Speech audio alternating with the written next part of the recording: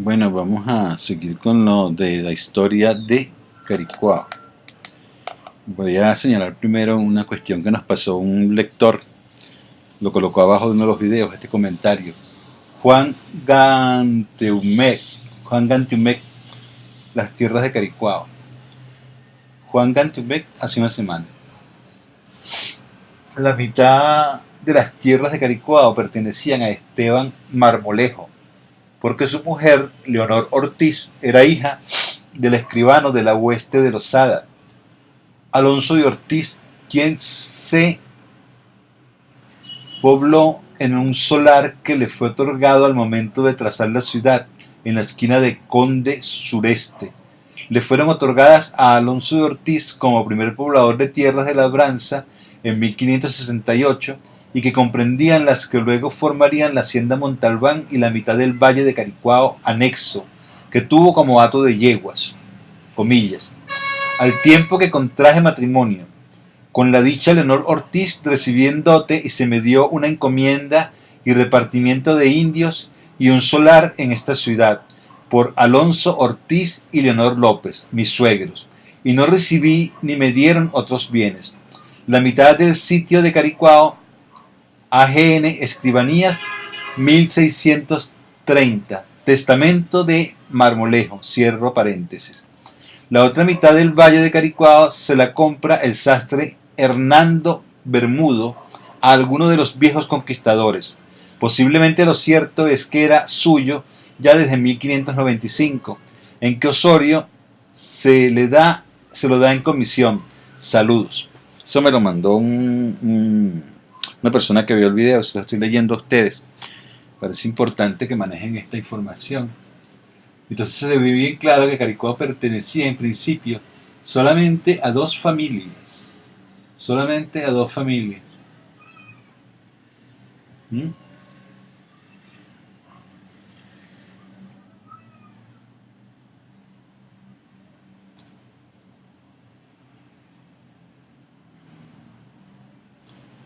Bueno, mientras que eso corre voy a ir leyendo aquí. Vamos a leer hoy las haciendas como base de crecimiento urbano. Estamos leyendo aquí en este libro, que es el libro de Caricuao, de Villalba, publicado por la editorial Ipasme.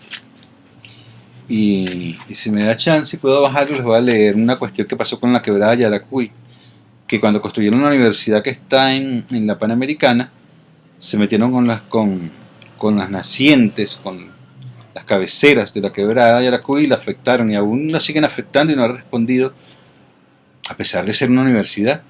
Debería tener un compromiso y un respeto por el ambiente y no destruir una quebrada, que es la quebrada de Yaracuy, es la que baja hacia el Parque Caricuao, desde la universidad que está arriba del Tecnológico. Ahorita lo leo, la fuente es este mismo libro, de aquí saqué esa información. Las haciendas como base del crecimiento urbano. Las haciendas eran una referencia obligada a lo largo del trabajo y le aparecían al lector como un eje hasta el día de hoy. Son una referencia obligada, pues su tiempo es recurrente y hasta se presta para hacer especulaciones, como cuando se afirma que algunas de ellas pertenecieron a la hermana del Libertador.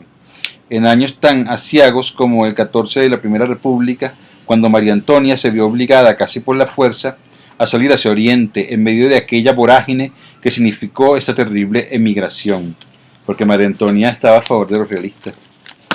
Pero también las haciendas sirvieron para construir parques, urbanizaciones, y hoy son asientos de una serie. Esto es interesante, ella estaba a favor de los realistas, pero aún así tuvo que irse porque sabía que cuando entrara a Monteverde no le iba a ir nada, pero nada bien.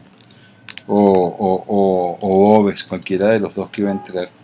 Pero también las haciendas sirvieron para construir parques, urbanizaciones, y hoy son asientos de una serie de industrias en sus mejores terrenos, porque los peores están en manos de los barrios, es decir, en las partes más altas, en los cerros, en sus viejas torrenteras, en taludes, en laderas, o, sencillamente, encima de un piedrero, como el barrio Los Picapiedras. Historias de haciendas son las historias del Parque Recreativo Metropolitano Zoológico de Caricuao, construido en terrenos de la Hacienda Santa Cruz, o la historia del ferrocarril en terrenos de la Hacienda La Elvira, o de industrias como la Orange Crux, en donde estaba el trapiche de la Hacienda La Majada, que es el mismo trapiche de la Hacienda La Elvira, o la reciente historia del Metro de Caracas, que exhibe una casa de hacienda como su club. En fin, historias de haciendas que evocan asimismo al tiempo recurrente indígena, pues ellas fueron antiguas cementeras de pueblos toromaimas en esta parte de Caricuao y Macarao, pero también más hacia el Valle de San Francisco fueron áreas agrícolas de pueblos de Caracas, Guayqueríes, Tarmas, Mariches y Teques, tan solo por nombrar a alguno de ellos. Lo cierto es que las haciendas cumplieron un largo ciclo histórico que se proyecta hacia el siglo XX, cuando las encontramos en plena producción de caña, café, hortalizas, frutales y con una fuerza de trabajo de la más variable índole, en donde, como vamos encontrando progresivamente, la mano de obra venida de Europa, como los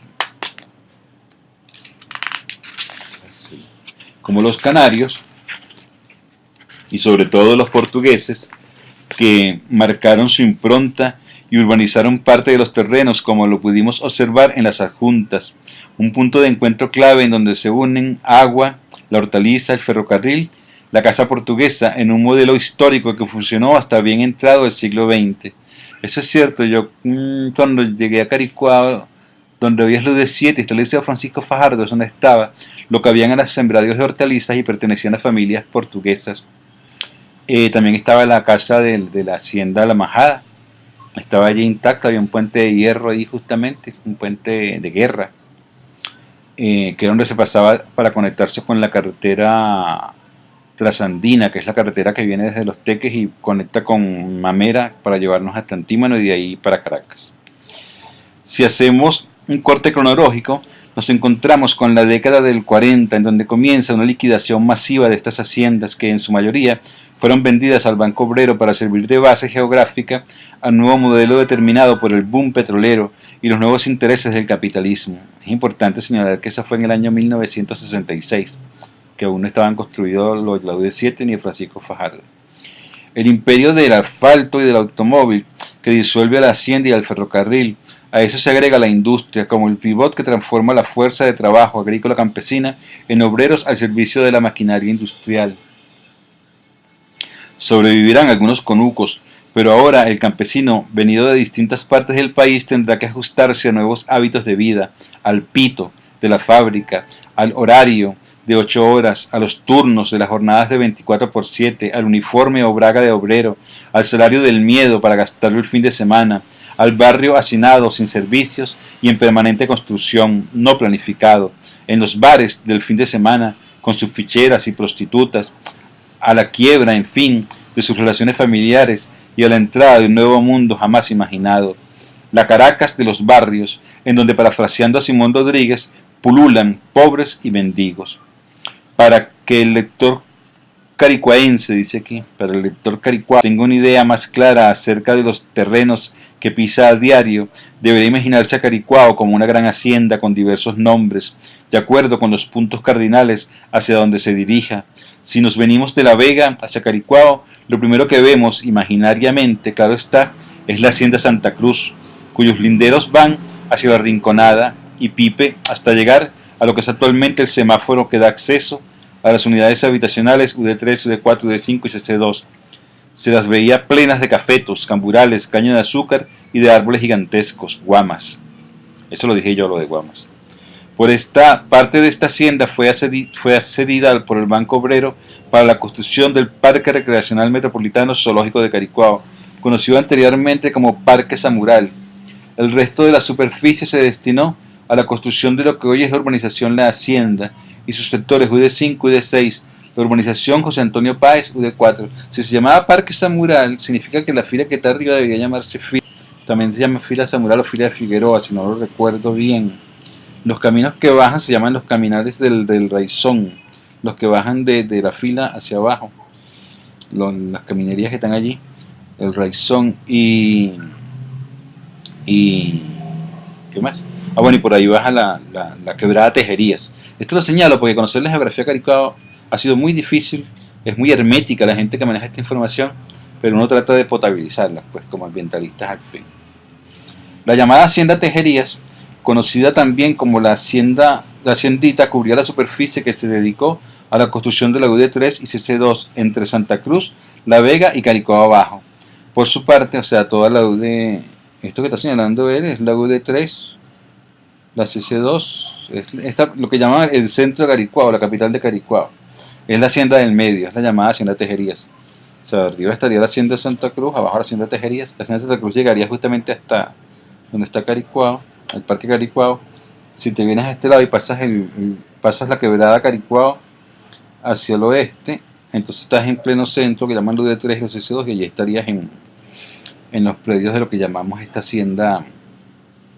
La llamada hacienda Tejerías, conocida también como la haciendita, cubría la superficie que se dedicó a la construcción de la UD3-CC2 entre la hacienda Santa Cruz y Caricuao abajo. Por su parte, la hacienda Caricuao, conocida también como la Elvira, que es la más grandota de todas, que va desde la redoma de Ruiz Pineda, casi un poquito más allá, de la redoma, y un poquito más allá,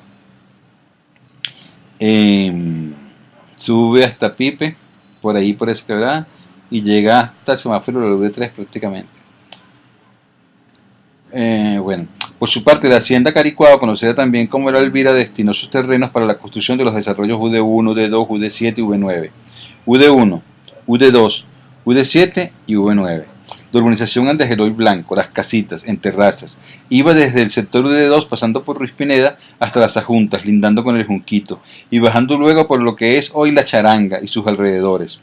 Esta historia la retomamos más adelante, pues forma parte de las pequeñas historias de La Majada y de otros barrios, marcadas por castas del barrio, testimonios orales y relictus geohistóricos. En resumen, hoy la hacienda Caricuao comprende los sectores UD1, UD2, UD7, V9 y un cinturón de barrios como La Fe, Balmore Rodríguez, La Majada, Los Picapiedras y toda el área que baja hacia los telares, que sería un prolijo enumerar en este apretado resumen. Bástenos decir por ahora que este conjunto de haciendas Santa Cruz, Tejerías y de Elvira, 3 haciendas, sirvieron de asiento a las unidades vecinales V9, a las unidades de desarrollo y a los centros comunales CC y a las terrazas de Caricuao. Todas ellas en su conjunto constituyen la estructura urbana de Caricuao de hoy. Su venta comienza a producirse a partir de 1946, cuando fueron adquiridas por el Banco Obrero, pero su venta no fue casual, sino que viene alimentada y acelerada por un cambio de modelo que no hemos dudado en calificar como de boom petrolero. Este boom o explosión estimula esta venta y empuja hacia la urbanización y la construcción de infraestructuras viales que se adaptan al modelo automotor sustitutivo del ferrocarril, y el Estado cuenta con una renta petrolera que transfiere al sector construcción. Por esto Caricuao tiene muchas vías para vehículos y lo hicieron después la autopista, pero no le hicieron un tren, a pesar de que Caricuao tenía un tren que lo recorría desde aquí y llegaba hasta el Encanto y pasaba por el centro. Ya tenía un tren cuando nació. El tren desapareció, hicieron carreteras, vinieron los carros. Mira, un petrolero, carros, petroleras, todo un modelo económico que afecta la realización y el diseño de las ciudades. Este boom o explosión estimula, y también otra cosa, se fueron los ricos de aquí, se fueron los terratenientes y llegamos nosotros, los que no tenemos tierras, pero vamos a ver cómo hacemos. Este boom o explosión estimula estas ventas y empuja hacia la urbanización y la construcción de infraestructuras viales que se adapten al modelo automotor sustitutivo del ferrocarril, y el Estado cuenta con una renta petrolera que transfiere al sector construcción. La gente del campo, obnubilada por estas construcciones, emigra a Caracas en busca de puestos de trabajo, pero también lo hace la fuerza de trabajo extranjera, que en Caricuao sirve de mano de obra para la construcción de estos moles y de paso se queda en el área fundando barrios colombianos y ecuatorianos. Si en Caricuao hay barrios, hay inclusive un barrio que le llaman Guayaquilito, y está por UD3, y que es de familias ecuatorianas, y también muchas familias colombianas están por la parte de los Telares de Palo Grande. En esta transición de la Venezuela rural a la Venezuela urbana se venden todas estas haciendas, comenzando por la Elvira y Santa Cruz en 1946. La venta de estas haciendas del Valle de los Toromaimas ocurre en la década 1946-1959 y coincide con el primer proyecto urbanístico pensado para Caricuao, denominado Gran Urbanización de Venezuela. Ya dejamos bien claro que ese proyecto urbanístico era un urbanístico que contemplaba áreas militares, áreas educativas, zonas verdes, áreas de protección, áreas industriales y áreas de vivienda construida por privados, casi todas. El Banco Obrero estaba allí, pero estaba el Banco Caracas, la electricidad de Caracas, había otras constructoras allí, que luego salieron, pero en principio este era el proyecto, se llamaba Venezuela, ahorita lo leí aquí. Bueno, este proyecto no se llevó a cabo y a la caída de Pérez Jiménez se decidió dentro del llamado Plan de Emergencia hacer un convenio con la Cuba revolucionaria para construir en las faldas de la montaña 2 sectores de casas en terrazas con un total de 494 parcelas. Antes de las terrazas, entre 1959 y 1960, se habían construido unas barracas en los espacios que actualmente ocupa la UD2, frente a la estación del metro de Caricuao. Eran casas de vecindad construidas provisionalmente por la gobernación para alojar familias damnificadas entre 1957 y 1960. Estas barracas fueron los primeros espacios que se construyeron allí para albergar familias damnificadas, caso de emergencia. Eso no se podría llamar el nacimiento de una ciudad. Todavía no, porque no era lo planificado, fue una emergencia.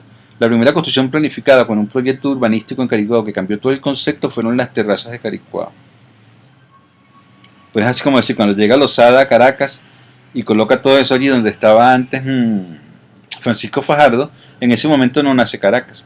Nace Caracas cuando, bueno, en principio nace cuando se llama Caracas, pero nace cuando se empieza a diseñar como Caracas. Es lo mismo ocurre con, o sea, la pregunta es ¿cuándo nace una ciudad? Voy a dejar la pregunta abierta. Llegaron las barracas, pero estas barracas fueron costas de emergencia. Cuando se construyen las terrazas es otra cosa, ya se está pensando en un plan de urbanización grande para Caricuao. Después de las barracas se construyeron las casitas de caña de azúcar en una topografía de 40 terrazas y 2 sectores A y B al norte de la quebrada de Caricuao. Vale también decir que las casitas de las terrazas de Caricuao tenían el sello imborrable de la improvisación, pero fueron construidas para ofrecerles un techo provisional a las familias afectadas por las inundaciones ocurridas durante el periodo de la Junta de Gobierno en distintos sectores de la capital. También son damnificados, ¿no? Pero esta vez no estaban en galpones así, sino esta vez tenían su vivienda con su bañito y todo. Y su cocina y todo, o sea, no tenían que compartir un baño en común, pues. Las terrazas, faldas de la montaña, que forman parte del Parque Recreacional Metropolitano Leonardo Ruiz Pineda. Estas terrazas las hemos llamado las casitas de la caña de azúcar, pues fueron construidas con tablones elaborados a partir del bagazo de la caña y traídos desde Cuba por un personal técnico que se ocupó de su instalación. Las casitas de la caña de azúcar cubano sirvieron para suplir una necesidad vital. En este entonces, hacia 1958, nuevamente la naturaleza cobraba venganza y los estragos del deslave se hicieron sentir desde La Guaira hasta Caracas.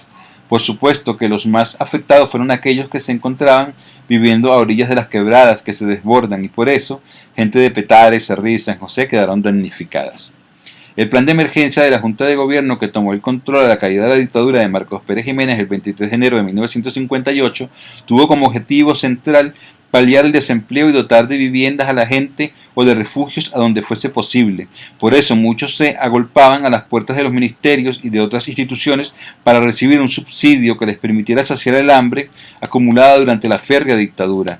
A los afectados de Petare se les llevó en un principio, según nos narró uno de sus protagonistas, hacia San Isidro, un lugar ubicado en la vieja carretera Petare-Guarenas. Desde allí fueron trasladados hacia Caricuao, en el momento en que estaba siendo construida la terraza B, pues la A ya se había concluido y habitado rápidamente. Entre ellos venía la familia Monterola, que fue ubicada en la terraza B.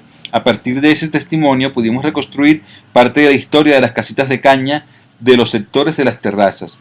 Esas 494 viviendas estaban divididas en lotes de 43 por sector, para un total de 86 lotes o parcelas. Según el relato de don Carlos Monterola, un infante para aquella fecha de 1961, ellos fueron ubicados en la terraza 38 del sector B. A la gente la ubicaban por zonas según su procedencia, por ejemplo, a la gente de Sarría la ubicaron en la zona central. Entrevista IPC, julio de 2007. Y agrega que ellos también iban para esa zona, comillas, pero el día que llegamos ya estaban ocupadas todas las casas y nos llevaron para la otra zona, que es lo que se llama la zona B lateral, idem, cierro comillas. La zona A se construyó entre 1958 y 1959 y los Monterola llegaron en 1961. Para ese momento aún existían las llamadas barracas o bloques en la parte de abajo. Eran bloques largos, con divisiones, baños comunes. Eso desapareció y nosotros llegamos directamente a las viviendas individuales. Idem.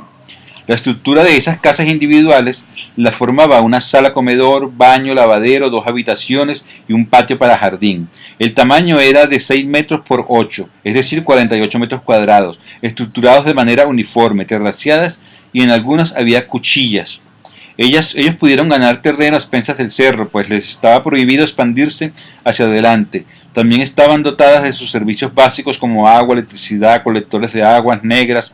Un dato curioso es que el agua les llegaba desde Macarao, a través de una planta de bombeo y tratamiento que Linos tenía instalada en el sector, donde se levantaba el indio de Caricuao, que vigilaba desde lo alto el cerro.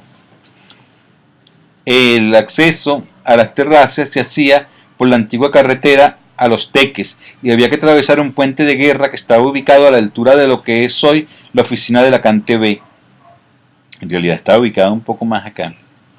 Don Carlos también recuerda, o sea, más cerca de lo que es hoy la Redoma. Don Carlos también recuerda que en esa fecha todavía las haciendas servían para cultivar hortalizas, especialmente por parte de los portugueses, que transportaban repollos, zanahorias al mercado por la carretera vieja, pues allí no existían instalaciones para su venta. De manera que Caricuao ayudaba a abastecer a otras zonas aledañas de la ciudad de Caracas, y todavía en la década de los 70, Caricuao producía hortalizas muchísimas. El problema de la tierra se resolvió cuando el INAVI adjudicó las casas una vez que se cancelaron las deudas del terreno y de los alquileres, que en ese entonces alcanzaban la suma de 40 bolívares mensuales. Mucha gente quedó endeudada. Para tener derecho a su vivienda tuvo que cancelar dichas deudas. Hoy don Carlos Monterola es un flamante propietario de una casa que dista mucho de aquellas casitas de caña de la Revolución Cubana, y más bien se asemeja a una blanca mansión que se levanta en lo alto de la colina 38, coronada en un alero de tejas rojas con amplios jardines y un clima de montaña inmejorable. Las casas de Caricuao. Es importante que nombre el clima porque uno de los imponderables que hay que cuidar en Caricuao, uno de los activos más importantes de la parroquia, del cual disfrutamos todos nuestra calidad de vida, es el clima de Caricuao. Cualquier cosa que se haga en contra del clima se hace en contra de nosotros, en Caricuao. Una parte de nuestra riqueza, uno de los privilegios, uno de nuestros bienes importantes es